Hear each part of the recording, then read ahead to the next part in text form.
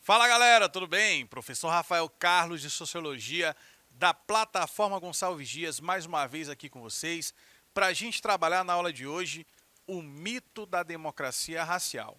Como vocês sabem, nesse conteúdo a gente está falando sobre raça, etnia e cultura, os conceitos fundamentais dessas ideias, dessas categorias sociológicas. E dessa vez, na aula de hoje, é hora de falar sobre a democracia racial, ou melhor, sobre o mito da democracia racial.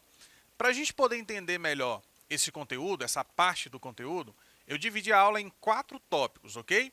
Então, vem aqui comigo, vamos dar uma olhada. Primeiro tópico, o que é democracia racial? Se a gente vai falar sobre o mito da democracia racial, é necessário entender primeiro o que é democracia racial. Depois, existe democracia racial no Brasil? Pergunta. Será que existe isso mesmo? É o que a gente vai tentar desvendar na aula de hoje. Terceiro tópico, a teoria de Kabengele Munanga. É isso mesmo, Kabengele Munanga, um congolês radicado no Brasil. E, por último, o que é esse tal de mito da democracia racial, que é o título da nossa aula de hoje. Fechado? Então, aproveita esse tempinho aí, vou te dar uns segundos para você pegar o seu caderno, pegar sua caneta, o lápis, o marca-texto, para você anotar e destacar as palavras-chave, os conceitos, as dicas que eu vou te passar nessa nossa videoaula de hoje. Combinado? Vamos lá, um segundinho para ti. Foi! Bom, então a gente começa a aula de hoje falando sobre democracia racial. Afinal de contas, o que é democracia racial? Será que é uma coisa que tem a ver com política? Será que é uma coisa que tem a ver somente com a racialidade, com a ideia da diversidade? Muito bem, vamos devagar. Primeiramente, a ideia de democracia racial, o conceito de democracia racial, remete a uma sociedade supostamente sem discriminação e sem barreiras legais e culturais para a igualdade entre grupos étnicos. Como foi que essa ideia surgiu? Essa ideia surgiu nos textos de Gilberto Freire, que é um pensador brasileiro, um historiador e sociólogo brasileiro, lá do começo do século passado, da primeira metade do século XX. É com ele, com o livro Casagrande e Senzala, escrito por ele, lá na década de 30, que surge essa concepção, chamada de democracia racial. Seria supostamente viver numa sociedade onde não existe discriminação racial, onde não há o racismo, onde não existem barreiras legais ou culturais que discriminem determinados grupos étnicos. Aqui o nome dele, Gilberto Freire, com Y, tá? Freire, considera que a miscigenação racial e o assimilacionismo cultural gerou, atenção para o termo, o adocicamento das relações raciais no Brasil. Adocicamento vem da ideia de tornar doce, tornar dócil.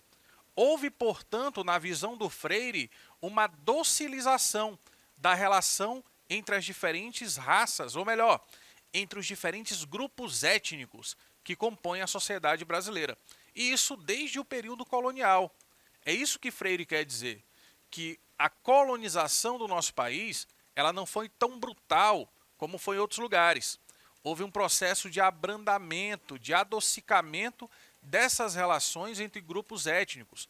Mesmo havendo a escravidão, mesmo havendo a exploração, ele acredita que a colonização tenha sido mais branda e por isso tenha levado a uma sociedade onde não há impedimentos ou barreiras legais ou culturais para que se justifique a discriminação racial. Portanto, viveríamos sob uma democracia racial. Um lugar, uma sociedade onde há a existência harmoniosa e pacífica entre todos os povos, entre todos os grupos étnicos. Seria tão bom, né, jovem, se realmente isso fosse uma verdade na prática, que não fosse apenas uma ideia ou uma teoria, mas sabemos que não é bem assim. Se a gente analisar a realidade, a história, a sociedade brasileira, não é bem assim que as coisas aconteceram. Não é bem assim, inclusive, hoje que as coisas acontecem também entre os diferentes grupos étnicos no Brasil. Gilberto Freire, autor da obra Casagrande e Senzala, anota o nome desse livro, tá? Porque é desse livro aí que vem essa ideia que a gente está trabalhando hoje, a ideia de democracia racial. Ele analisa nessa obra a formação da sociedade brasileira a partir das relações entre senhor e escravo. Olha só, senhor e escravo remete a quem? Ao colono português, europeu, branco e ao escravo de origem africana, portanto negro. É basicamente a relação entre brancos e negros no período da colonização do país. Ele usa o termo Casagrande e Senzala exatamente como local geográfico, espaço físico onde habita o branco, a Casa Grande, e o negro, a senzala. Mas mostra que havia ali também uma relação cotidiana e constante, uma interação social muito presente no dia a dia entre os colonos brancos e os escravos e escravas negros também. E ele acredita que essa convivência, essa proximidade nas relações e interações sociais tenha gerado aquilo que a gente falou ainda há pouco, o adocicamento das relações raciais em nosso país. A noção que ele tem de uma escravidão menos segregadora, destaca no teu caderno isso, anota. Escravidão menos segregadora. Você tem que entender primeiro o que é segregação. O que é segregação? É a separação. Se a gente fala de uma segregação racial, é porque o branco está de um lado, o negro está de outro. E a existência cotidiana deles é separada. Ao contrário, segundo Freire, do que acontece no Brasil colônia. Eles existem, há uma relação de dominação entre os dois, o branco escraviza o negro, mas as relações e interações cotidianas estão muito presentes, estão muito frequentes, estão muito entrecortadas. Ok? Então, por isso que ele fala de uma escravidão menos segregadora, que é a estadunidense, a norte-americana, e a suavização das práticas violentas adotadas pelos senhores contra os escravos. Grifa também. Suavização das práticas de violência adotadas pelos senhores contra os escravos no Brasil. Fez com que o livro de Freire seja alvo de diversas e duras críticas. Claramente, a tradição sociológica posterior a Gilberto Freire é uma tradição que geralmente nega essa ideia, que considera que a democracia racial seja meramente um mito, como a gente está falando aqui dela no título da aula, o mito da democracia racial. Ou seja, que não seja algo que na prática se concretiza de verdade, né? Mas seja uma falsa narrativa, a ideia de algo que não é verdadeiro. Por isso chamado de mito da democracia racial. Então você percebe que vai existir duras críticas a essa perspectiva lá do Gilberto Freire dos anos 30 e ainda seguindo com a ideia de democracia racial, afirmar que existiria democracia racial requer, portanto, pensar em uma sociedade em que todas as pessoas, independente de sua origem étnica, racial e da cor de sua pele, sejam livres e tenham direitos iguais. É isso que é a ideia de democracia racial, a ideia defendida por Gilberto Freire, lá nos anos 1930, na obra Casa Grande e Senzala. Como eu te falei, existe uma reação muito contrária, muito negativa a essa ideia, não é? E aí, isso nos gera o seguinte questionamento. Mas, afinal de contas, existe ou não existe essa tal de democracia racial no nosso país? O Brasil é um país onde há essa democracia racial? Não existe racismo no Brasil? São esses os questionamentos levantados, né, a partir da leitura da obra do Gilberto Freire. E aí a gente tem o seguinte, se a gente der uma resposta imediata, a gente vai dizer que não existe democracia racial, até porque a história da formação da sociedade brasileira colocou durante mais de 3 séculos os negros na condição de escravos. E é claro que isso tem resquícios ainda na sociedade de hoje, na ideologia, nas relações sociais, na forma como nós interagimos socialmente. Então, se a gente quiser dar uma resposta imediata, ela vai ser não. Não existe essa ideia defendida por Freire de uma democracia racial. Mas é claro que o racismo que existe no Brasil ele não é igual ao que existe nos Estados Unidos. Nos Estados Unidos, ele é muito mais explícito, ele é muito mais perceptível no cotidiano. Aqui no Brasil, ele é mais camuflado, ele é velado, ele é meio que escondido, mas existe.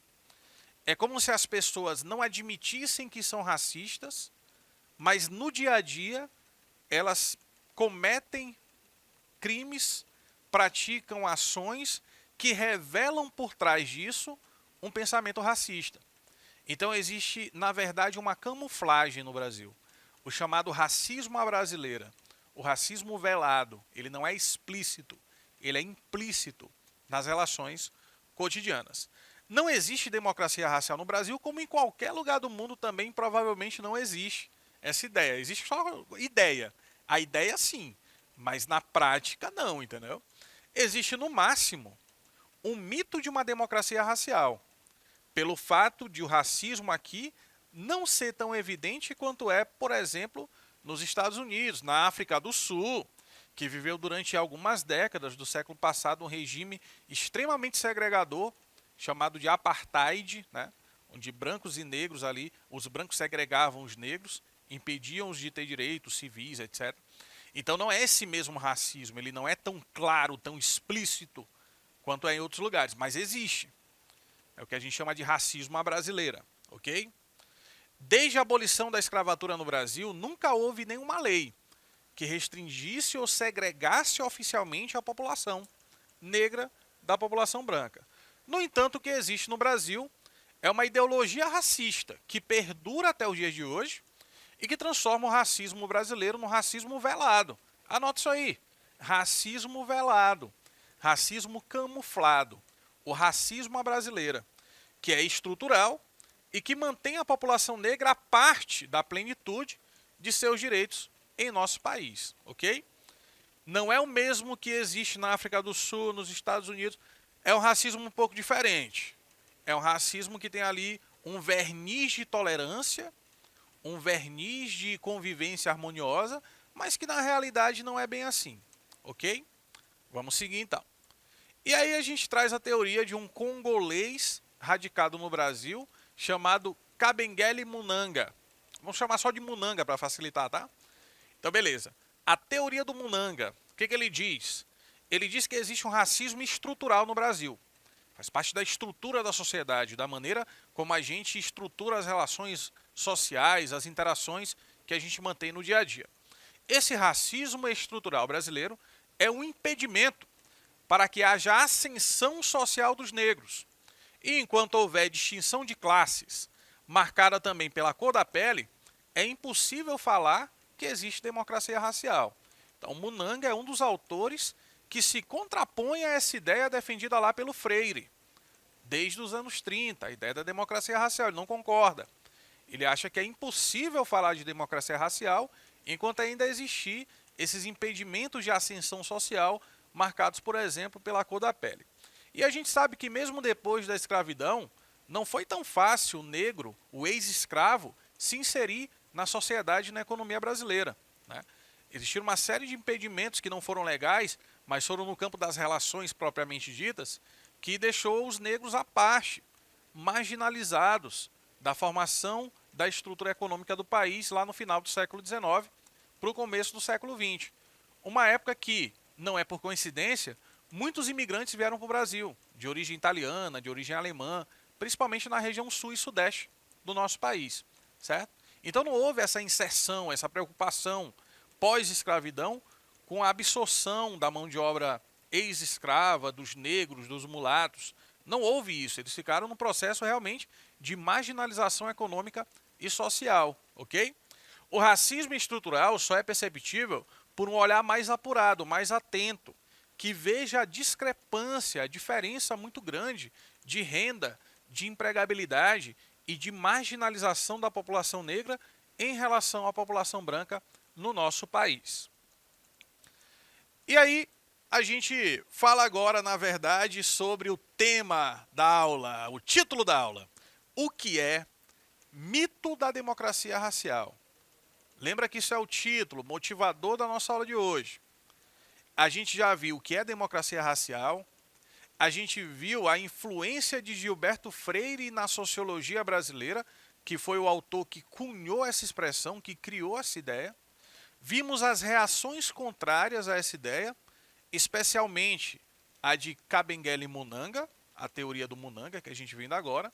E agora vamos chegar finalmente ao grande mote, ao motivador da nossa aula, que é o mito da democracia racial. Primeiramente, democracia racial eu já sei o que é, vocês também já sabem. Mas o que é mito nesse sentido? Mito é uma palavra de origem grega, ok? E quando a gente traduz para o português, ela pode ter três significados.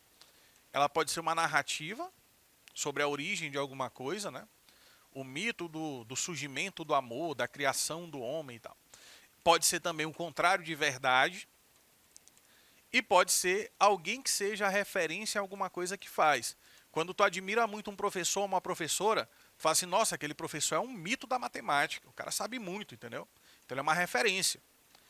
Mas nesse caso aqui, na utilização do conceito, mito está na ideia de contrário de verdade. É algo que é uma ideia que não é verdadeira. É um mito da democracia racial.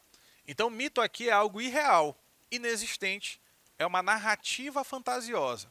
Portanto, ela não se concretiza como verdade. Na prática, ela existe apenas no campo das ideias.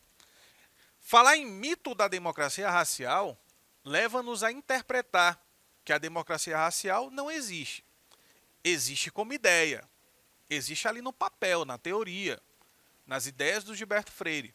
Mas quando você vai analisar as relações sociais, o cotidiano, a forma como aqui no Brasil a gente interage socialmente, aí você percebe que não é tão verdade assim. Que é muito mais uma ideia, portanto, um mito, algo irreal, do que propriamente algo que é observável nas nossas relações do dia a dia em nosso país. Boa parte do senso comum afirma que no Brasil não há racismo. Eu tenho certeza que tu já ouviu gente dizendo isso. Assim, esse negócio de consciência negra, pra quê? Aqui não tem racismo. Aqui no Brasil todo mundo se trata bem, todo mundo convive pacificamente. Não é bem assim, né, jovem? Não existe o racismo explícito. Dificilmente um brasileiro vai reconhecer que é racista. Mas muitos brasileiros que dizem que não são racistas, no seu dia a dia, eles agem a partir de uma ideia de preconceito racial, de diferença, né, que se faz entre brancos e negros em determinadas circunstâncias, entendeu? Então é um não reconhecimento, mas não é que não existe. Não é porque a pessoa não reconhece que ela é racista que ela deixa de ser racista. Ela pode, inclusive, continuar sendo no seu dia a dia e dizendo que não é, entendeu? Então vamos saber separar as coisas. Existe um discurso do senso comum de que aqui é um país da democracia racial, que todo mundo se ama, que todo mundo convive harmoniosamente, pacificamente, né?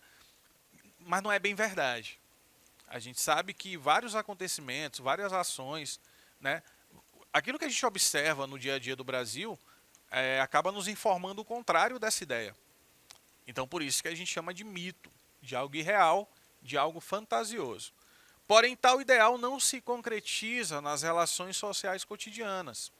E é exatamente por esse motivo, por esse ideal, surgido lá em Casa Grande e Senzala, na obra do Gilberto Freire, não se concretizar no cotidiano, é que a gente vai dizer que ele não passa de uma ideia.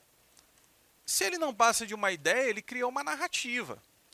Ele criou ali uma coisa que, na prática, não se concretiza, fica apenas no campo do ideal, mas não no campo das relações, no campo das interações, naquilo que faz parte do nosso dia a dia aqui no Brasil. É claro que o racismo brasileiro, ou racismo à brasileira, não é o mesmo, não é igual, não é do mesmo tipo que existe lá fora, que existe em países da Europa, que existe nos Estados Unidos. Exatamente porque a nossa sociedade é uma sociedade muito misturada, muito miscigenada racialmente. Existiu no Brasil, de fato, uma assimilação de traços genéticos, de traços culturais de vários povos, indígenas, africanos, etc. Mas isso também não anula o fato de que existe racismo no Brasil. Então você já sabe, quando alguém te perguntar se existe ou não racismo no Brasil, a resposta, pelo menos segundo a sociologia, não é verdade. Existe sim racismo no Brasil. Só que o racismo brasileiro ele tem características bem peculiares. Ele tem características bem específicas, diferente do que a gente vê lá fora. Mas sim, existe racismo no Brasil. E quando a gente reconhece que existe um problema, a alternativa é tentar de toda maneira corrigir esse problema. Então é por isso que é bom que a gente reconheça isso como um problema para melhorar as nossas relações sociais, para ter mais respeito, mais tolerância em relação aos outros, independentemente de qualquer critério. Beleza, gente? Então eu vou ficando por aqui. Muito obrigado pela atenção. A gente se vê numa próxima videoaula. Tchau, tchau.